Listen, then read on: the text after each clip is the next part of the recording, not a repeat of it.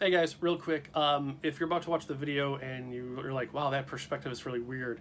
Originally, I was going to record an episode and discuss how each episode is made, like how I get inspired to talk about the topics that I cover. And in setting up the camera, I broke the camera holster. And then in trying to fix this, I accidentally, and this is all true, I accidentally snapped the tripod's handle off, so I can't attach the phone and I can't adjust the tripod, so I can't talk to you about how I get inspired for my videos because it turns out the tripod is expendable.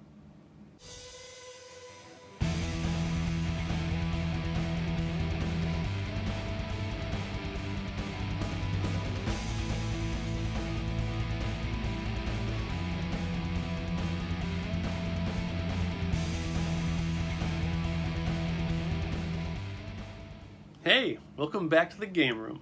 Let's get right into it. 500 years after humanity took their literal first spin around the Earth, it finds itself further and further out into the cosmos. After colonizing every possible world that they can get to, our descendants will eventually find themselves face to face with a Charva. An alien race able to breathe oxygen has begun taking over our established colonies, decimating everything in their path. As they leapfrog planets on their way to Earth, a mothership cuts across their path. This giant craft carries us, or more specifically, expendable human super soldiers curated from infancy to adulthood into lean, mean killing machines. Once programmed and armed, they're dropped off at the nearest planet in need of rescuing. Despite a few extra pages diving into the details of the Charva, that's really all the player needs to know about the game's storyline. This two-player co-op shooter is a hefty homage to games that have come before it: Contra, Metal Slug, Ikari Warriors, and to a small degree even Smash TV. With Expendable's individual pieces being slightly flawed, once they're assembled into the final game, it's actually a really fun romp that's a bit problematic. Let's start at the most obvious, the gameplay. Right away you can see the 3D equivalents of classics like Contra and Ikari Warriors at work. Top-down, forward progression-based levels waiting to take down the enemies found throughout. After so many minutes, you'll be confronted by a boss character and continue your mission once they're eradicated. Every so often you'll also be gifted a bonus mission for extra points and weapon pickups. The first of Expendable's two major flaws will be tackled right away, starting with the control scheme. Your first instinct upon seeing the game would be that it's a twin-stick shooter like Ikari Warriors or Smash TV, where the left stick moves you and the right stick points the gun. Instead, it's more like Resident Evil. Up moves forward, down moves backward, with left and right turning you. Using the L2 and R2 shoulder buttons allows the soldier to strafe, which combined with the D-pad presents a bit more maneuverability. This choice in controls is actually confusing at first. Having not read the manual, I thought my DualShock was broken. Once it was revealed that this was the case, it took a few levels to iron out all the mental hoops. Rage really missed an opportunity with the controls here, and while the game is still fully playable, a lot of frustrating hiccups could have been avoided. Let's get into weapons. A machine gun-like rifle with infinite ammo acts as the base weapon, with other pickups along the way. Laser beams, homing missiles, spread shots, and more are able to be picked up and put into play.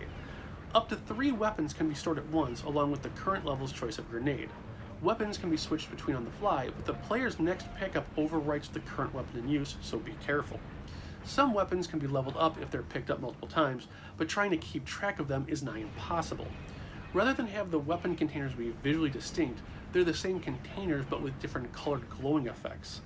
In the heat of the moment, this can be unceremoniously cruel, as it means you now have to remember colors and squint for a moment as you try and make out the color hues between dodging bullets.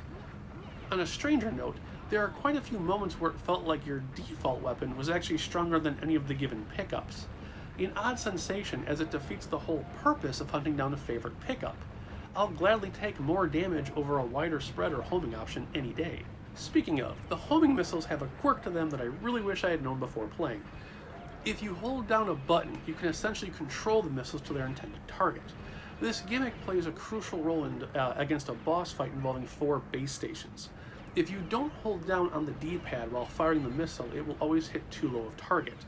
A 15-minute fight of confusion was whittled down to about 5 minutes once I realized the control function. Of all the games to require reading the manual first, an arcade shooter would not have been my last guess. Charva military personnel are an interesting lot. They're basically just aliens walking around in powered armor suits with an occasional jetpack or tank option for good measure. As the player moves through the game, enemy formations will range from full-on charges, stationary positions, and the ever-popular let's hide behind a machine gun turret. More importantly, there's a cohesiveness to their designs and their movements. I've seen way too many games just toss in whatever character designs came their way. With Expendable, it really does feel like you're going up against a giant unified army. Boss fights also have a nice variety to them, as you'll take on ships, huge machinery, giant penned creatures, and other oddities. Every so often the game will throw you a curveball in terms of a boss weakness. The previously mentioned creatures have a unique mechanic where they are susceptible to gas spouted from vents around their pen. Players will have to act like bait to lure the creatures back to these vents for their untimely death. Expendable is a surprisingly long game, about 4 hours start to finish. Blissfully, you're allowed to save between levels and have the ability to earn extra lives along the way. With a limited number of continues, however, the game becomes a daunting challenge. Like Smash TV's confined spaces, Expendables can put too many characters firing way too many bullets on the screen at any given time. Despite having a health bar, there are one-hit kills or more painfully multiple enemies who can do quarter health damage. There's a section later in the game I lovingly refer to as my quarter-life crisis, as 3 of these enemies are present and I just kept getting my ass handed to me. Having played this on the normal difficulty with a Game Shark used for infinite lives, I cannot fathom how one would finish it under normal circumstances given how brutal some sections can be. Gamers looking for secondary challenges will also be pleasantly surprised. Various secrets are hidden throughout, and like everything else in the game, their locations are just as random as ever. One might be hidden inside a hostage, one just might be hidden off a path, while one was literally just killing an enemy soldier lounging around in a life preserver in a pool. The hostages are the other collectible in the game, similar to how they're done in Metal Slug series but with a catch. If you see one, you just run up to them and they get transported to safety. Not one to make things simple though, there are fake hostages that turn into enemy creatures, and those hostages that are tied to processing tables. These tables are often used as blockades, so in order to remove them, you'll need to find keys to activate and remove the beds from the playing field. The keys, believe it or not, are dropped by enemies or hiding containers found in the levels randomly. Worse still is that the regular hostages are not impervious. Should one of your stray bullets hit one, they die and you get a good old mercy killing award. This brings me to another oversight on the programmer's part. With the number of hostages and secrets in the game, when you hit the end level score screen, there's no indication of how many hostages or secrets there are in total. This oversight ruins any replay functionality from a completionist standpoint. There's no point in trying if you don't know what your final tally needs to be. On the positive side, Expendable is to be commended for its graphics and sounds. The levels have plenty of variety, tons of particle effects, and visual trickery to provide really fun set pieces and in-game cinematics. Sound effects are excellent as well, and while I wish I could critique the soundtrack, I really only heard the title screen and mission briefing music. The actual level soundtrack is unceremoniously buried under all the weapon and explosion sound effects. The second of the previously mentioned flaws is that Expendable's difficulty is not to be trifled with. It's one of the few games I've played in over 30 years where I felt infinite lives still wasn't enough for some sequences. Choke points abound, and at some points it felt like intentional sabotage to make the player constantly have to replay the game. I can't fathom what two-player madness could occur with all the on-screen debris flying around. Despite all the various oversights mentioned in this review, Expendable is still a damn fun shooter. While it gleefully pays homage to shooters of yesteryear, its hindsight failed to catch the design problems that lie ahead. While no means perfect, Expendable is a fun romp through a once almost forgotten genre.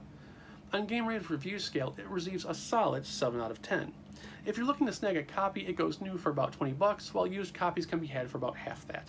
Even better, there aren't any known variants to worry about. However, if you like your graphics just a little bit shinier, there is a Dreamcast version available. Alright guys, another game beaten and finished. That's another one down. That leaves... too many to go. I hope you guys had a great time. I will see you next episode. As always, take care, be safe, and play games. I'll see you later. Take care.